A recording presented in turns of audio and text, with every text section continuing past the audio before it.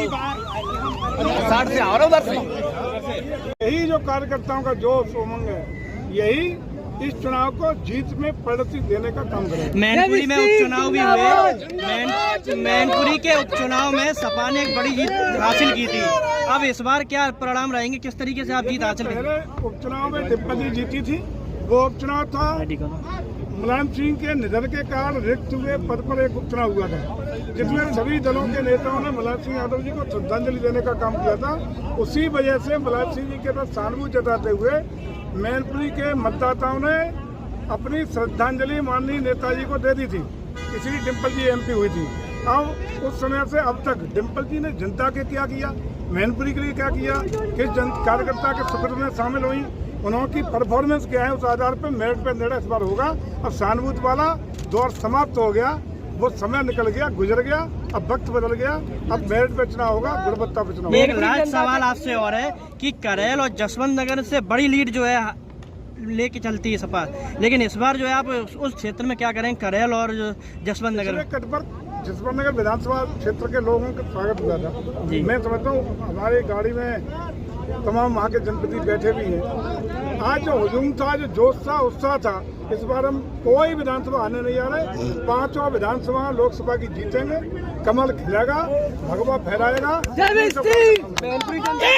अगर पुराना राजनीतिक इतिहास देखा जाए तो डिम्पल यादव जब भी दूसरा चुनाव लड़ी है हारी, और जब भी आप पहला चुनाव कभी भी करते तो रिकॉर्ड मतों से जीत होती है। तो क्या इस बार ये दोहराया जाएगा इतिहास? यही ट्रैक काम करेगा, यही ट्रैक रहेगा।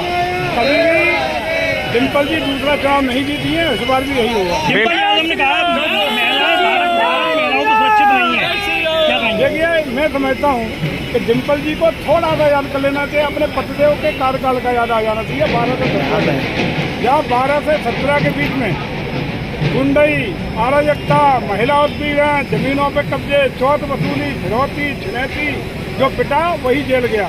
ये दंत 12 से 17 तक सबसे ज्यादा अगर किसी ने झेला है तो मैनपुरी है। तो ये मैनपुरी की जनता इस बार जवाब देगी। और मैं समझता हूँ कि घोषणा पत्र की बजाय अखिलेश जी को एक पत्र जारी करना चाहिए था। अपना हमने जो गलतियां 12-17 बीत की हैं उनकी पुनरावृत्ति नहीं होने देंगे। अगर सत्ता उत्तर प्रदेश की देती है तो अच्छा रहता। राहुल गांधी कह रहे हैं कि किसानों को एमएसपी मिलना चाहिए और युवाओं को रोजगार, महिलाओं को बेरोजगारी से दूर करना चाहिए, लेकिन भारतीय जनता पार्टी इस पर बिल्कुल ध्यान नहीं दे रही है। आज पूरे देश में आदरणीय मोदी जी की गारंटी पर गारंटी की मानते हुए विश्वास है, योगी जी के कामों पर विश्वास है।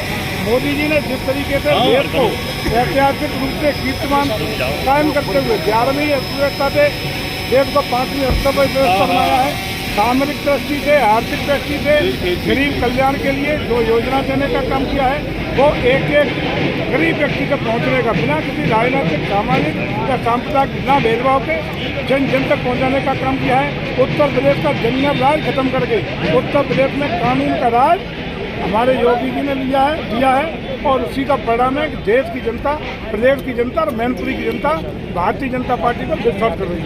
भारतीय जनता पार्टी ने आप पे विश्वास जताया है और आपको प्रत्याशी, आपको भारतीय जनता पार्टी ने चुनाव हारने के लिए भेजा है, यही उन्होंने कहा है, चुनाव हराने के लिए भेजा है। भारतीय जनता पार्टी ने एक मंत्री जी ने कल ही कह दिया है, मंत्री जी को भाजपा ने चुनाव हराने के लिए भेजा है। सुन ले मंत्री जी, भारतीय जनता पार्टी ने आप पे विश्वास जताते हुए मैनपुरी की लोकसभा सीट आपको दी है, पूरी उम्मीद के साथ दी है। इस बार किला समाजवादी पार्टी का रहेगा। आपका सीधा टक्कर इस बार समाजवादी प्रत्याशी डिम्पल यादव से है। प्रत्याशी के तौर पे डिम्पल यादव को आप किस तरह के प्रतिद्वंदी मानते हैं और आप किस तरह की रणनीति के तहत? हम भारतीय जनता पार्टी के नेतृत्व के आभारी हैं, कृतज्ञ हैं। जिन्होंने मैनपुरी जैसी समाजवादी पार्टी की मजबूत सीट को, उस किले को ध्वस्त करने का, जिस किले को समाजवादी पार्टी अपना किला बता दी है, उसको ध्वस्त करने का जिम्मा जैविक सिंह के ऊपर विश्वास। मंत्री जी एक सवाल, निश्चित रूप से विश्वास में खरा उतरेंगे, परिवर्तन आएगा, कमल खिलेगा, किला ध्वस्त होगा, भगवा फहराएगा। मंत्री जी आपके